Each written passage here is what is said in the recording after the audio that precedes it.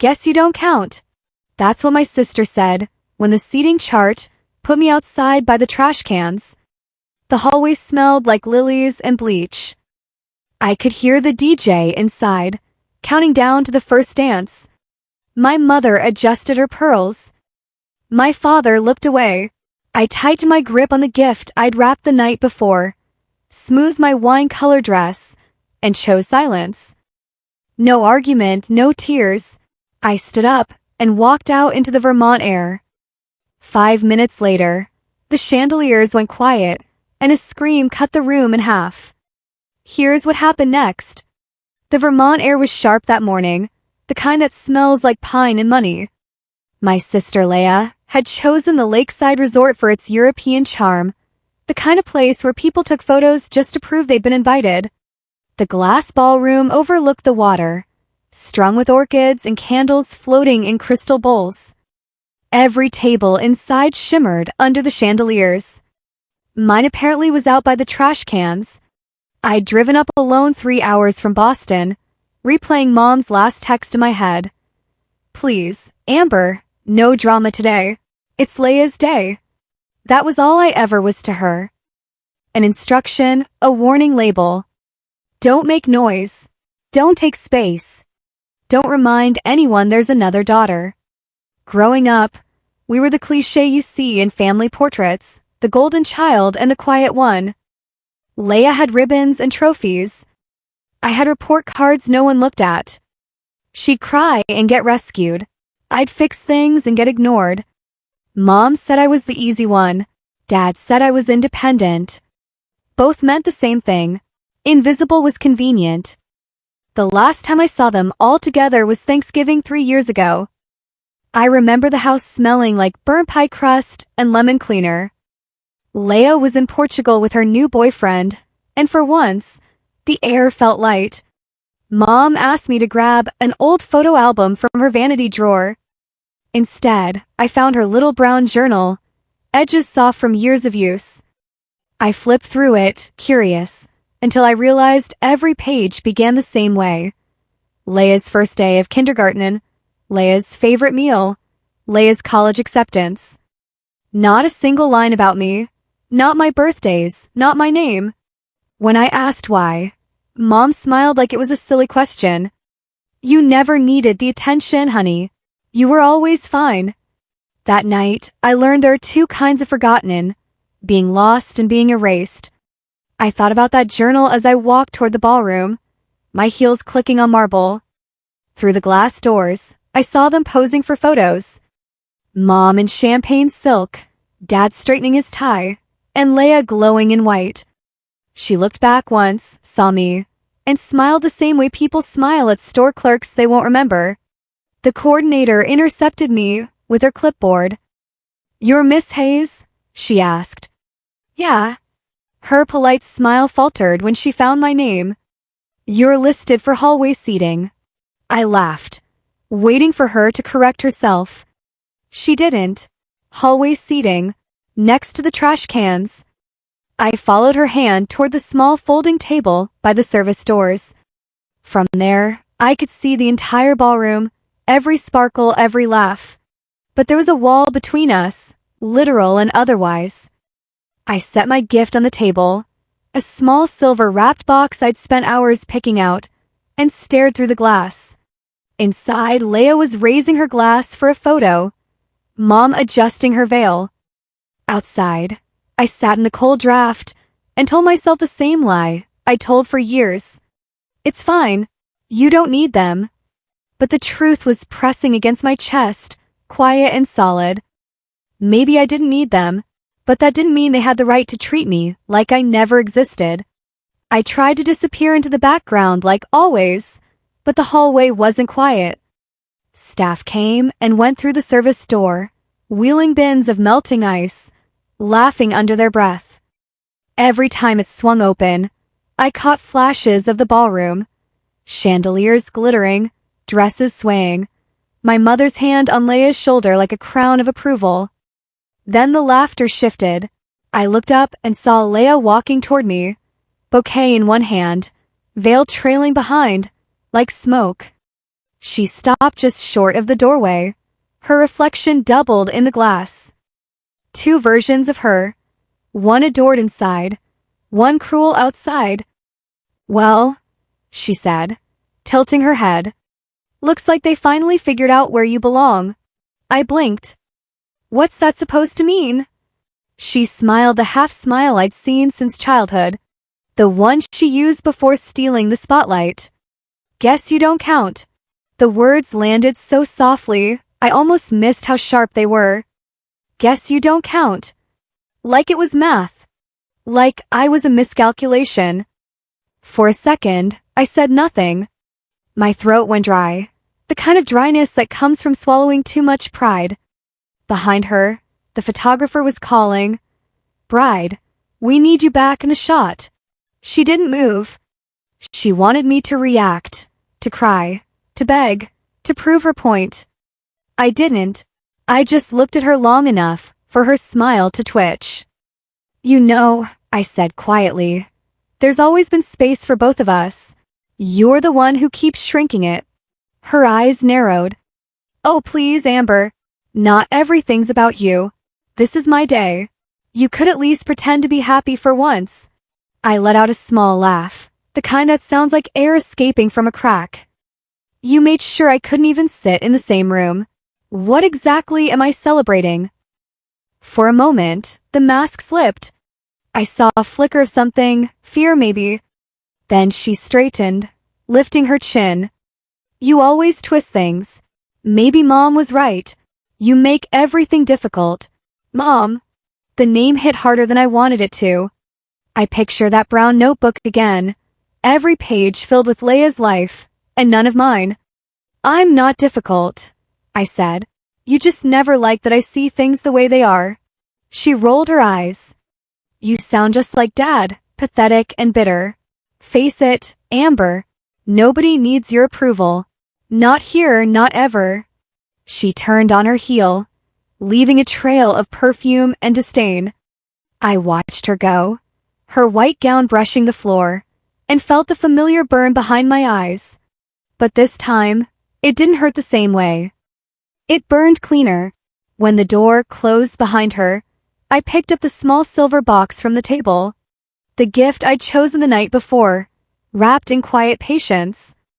I traced the ribbon once, then slipped it into my bag. If they didn't want me inside, fine. But I wasn't leaving empty-handed. Not this time. For a while, I just sat there, fingers pressed against the smooth edge of the box, listening to the muffled beat of music leaking through the ballroom doors. It was supposed to be their first dance, a perfect picture. I imagined Mom wiping tears, Dad clapping awkwardly, Leia basking in the applause. The same scene I'd watched my whole life from the edges, but edges cut. I stood up slowly, my reflection caught in the glass panel, still composed, maybe even graceful if you didn't look too closely. Inside the bag, the silver gift felt heavier than it should. I had wrapped it carefully the night before, tying the ribbon tighter than necessary. It wasn't just a present. It was proof, something that could shatter the image Leia built out of lies. 3 weeks earlier, I'd run into one of her old coworkers in Boston. A harmless lunch turned into a confession. Leia had been bragging for months about marrying rich, about how easy it was to make Noah trust her. He's sweet, she'd said, but naive. A few fake tears and I get the house, the money, the last name. She'd laughed. My coffee went cold. I hadn't planned to use that information until today. Before leaving the hallway, I walked back to the reception table near the ballroom entrance. The wedding planner was distracted, fussing over centerpieces. I slid the small silver box among the other gifts, right on top of the pile labeled to Leia and Noah. My handwriting was neat, deliberate. Inside, on top of a crystal frame, was a folded note and a printout of the messages her coworker had shown me. Screenshots and receipts. Not a threat, just the truth. I stepped back, checked my reflection one last time, and straightened my dress. My heart wasn't racing. It was steady, calm in a way that felt almost foreign. Then I turned and walked toward the exit. The Vermont evening hit me with a rush of cold air. The lake shimmered under the lights, a mirror I didn't need anymore. I could hear the faint echo of clapping behind me, the crowd cheering for a dance I no longer cared to watch. For the first time in years, I didn't feel small. I didn't feel invisible. I reached the parking lot, the crunch of gravel under my heels like punctuation. No dramatic goodbye, no speech, just the quiet closure of a car door. As I started the engine, I looked back once at the glowing windows, the silhouettes moving behind glass, and whispered to myself, "Let the truth find its way." Inside the ballroom, laughter still floated above the music. A saxophonist hit a soft note. Glasses clinked. The crowd pressed closer around the couple on the dance floor. Leia glowed in that heavy white gown, the picture of perfection she'd rehearsed for months. Noah spun her once, twice, the camera flashes painting everything gold. From outside through the tall windows, the scene looked like a snow globe, sealed, flawless, unreal. Then the silver box was opened. It happened near the gift table. A cousin had gathered the presents, sorting bows and ribbons for photos. Someone said, "Let's have them open one." A spur-of-the-moment show for the guests. Leia turned, laughing, and tugged the ribbon free. The paper fell away, the lid lifted, and inside lay the crystal frame, and beneath it, the folded note. Her hand hesitated. "What's this?" Noah leaned over. The note slid loose and landed face up on the table. His eyes caught the screenshots before she could snatch them. He frowned, scanning the text messages printed in pale blue bubbles. A sentence stuck out. "He's so easy to handle. Cry a little, and he buys anything I want." The music didn't stop right away. It just thinned. The violinist stumbled, missing a beat. Leia's fingers shook. "This isn't. Someone's trying to." Noah didn't answer. He just kept reading page after page. Each line was worse than the last. Jokes about getting him to sign the prenup first, moving mom and dad into the guest house once he's settled. The same smirk she'd given me hours ago, now frozen on her face, brittle and wrong. "Who sent this?" she hissed. Her mother-in-law, Victoria, had been watching from across the room. When she heard the name Amber Hayes whispered by one of the bridesmaids, her expression hardened. She crossed the floor with the slow certainty of someone used to authority. "I think you should read the rest before you blame anyone," she said. "These came to me this morning, forwarded from a stylist you hired. Apparently, they were in the wrong thread." Leia's face drained of color. "That's not possible." Noah's voice was low. "It's real, Leia. The dates match." He turned the final page. A photo of her text. "The house will be mine by Christmas." A collective gasp rippled through the guests. Phones came out. The photographer froze mid-shot. Someone whispered, "Oh my God." Leia lunged for the papers. "You can't show people that." Victoria stepped between them. "You showed it yourself, sweetheart." That was when the screaming started. Not loud at first, more like air leaving a body too fast. Leia stumbled back, the train of her gown catching under her heel. "No, you don't understand. He's lying. My sister, she did this." Noah's jaw tightened. "Amber didn't write those messages. She planted them. She's jealous. She's always—" "Stop." The single word cracked through the room, like a whip. "You did this. You humiliated her today, and you thought no one would ever see who you really are." Every face had turned toward them now. The DJ lowered the volume. A child's voice asked, "Mom, what's happening?" Leia's perfect day was dissolving, and she couldn't hold it together anymore. She spun toward her parents. "Do something."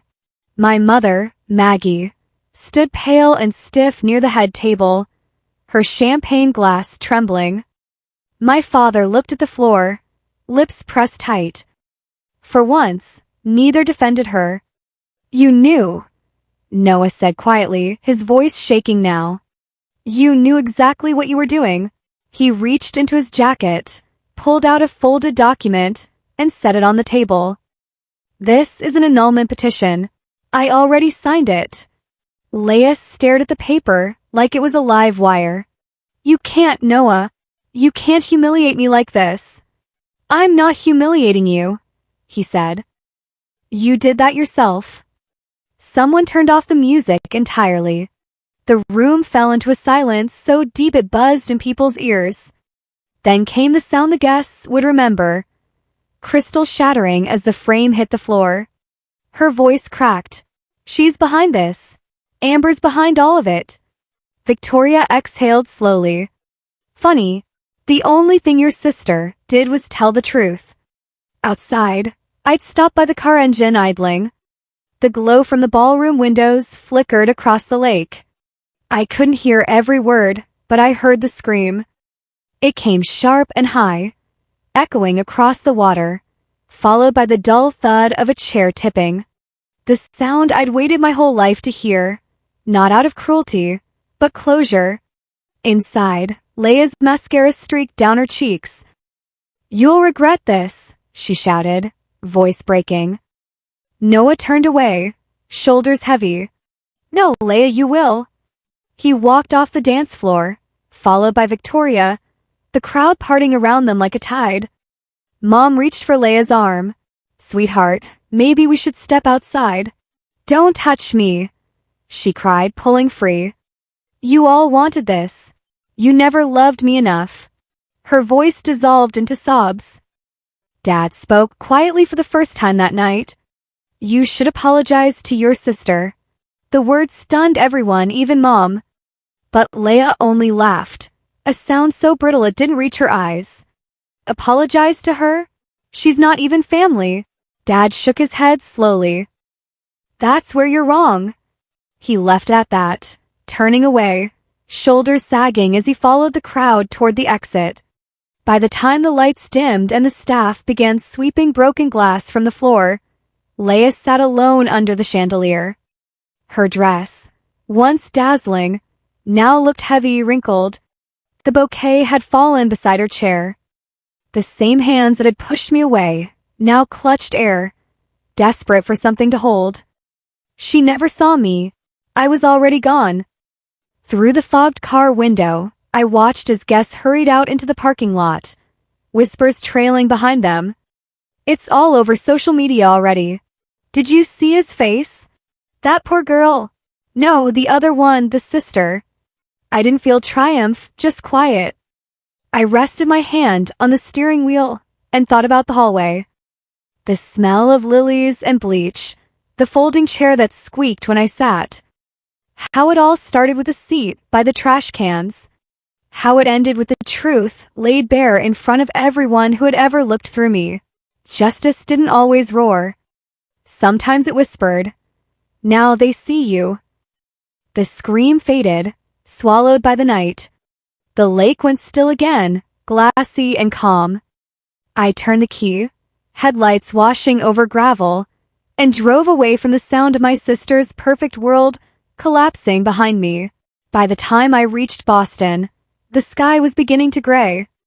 The highway signs blurred past, the hum of the tires, steady and low, like white noise after years of shouting I'd learned to ignore.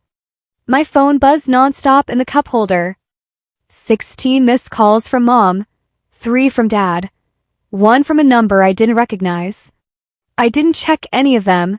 The quiet was worth more than explanations. When I stepped into my apartment, it smelled faintly of coffee and rain. The city outside was waking up, headlights flashing across my window. I hung my dress on the back of a chair and stared at it. The deep wine color still flawless, untouched by the night. It looked like armor I hadn't known I was wearing. A new message appeared. Please answer, Amber. We didn't know. That was Mom. She always said that when things finally went wrong, we didn't know, but she had known all along. Every time she told me to stay quiet, Every time she'd laughed at Leia's jokes, every time she'd said, "You're fine?" I put the phone face down on the counter and opened my laptop instead. A map of Maine blinked back at me, dotted with tiny coastal towns. I picked one, somewhere I'd never been, and clicked book. A week by the water sounded like peace. Before leaving, I stepped onto the balcony. The city air smelled cleaner than it had in years. Across the river, the morning sun cut the skyline into gold and shadow. They could keep their apologies, their explanations, their versions of the truth. I had mine now. For the first time in my life, silence didn't mean being unseen. It meant being free. At my sister's wedding, I was seated by the trash cans. This morning, I'm sitting by the river. Same silence, different meaning. Back then it was humiliation. Now it's peace. Sometimes the loudest revenge isn't a scream. It's the sound of your own footsteps leaving the room. They thought I'd always stay, waiting for their approval. But I don't wait anymore. I don't beg for space at someone else's table. I build my own. If you've ever been pushed aside by the people who were supposed to love you, know this. Walking away isn't weakness. It's the beginning of freedom. Tell me, have you ever had to walk away from your own family?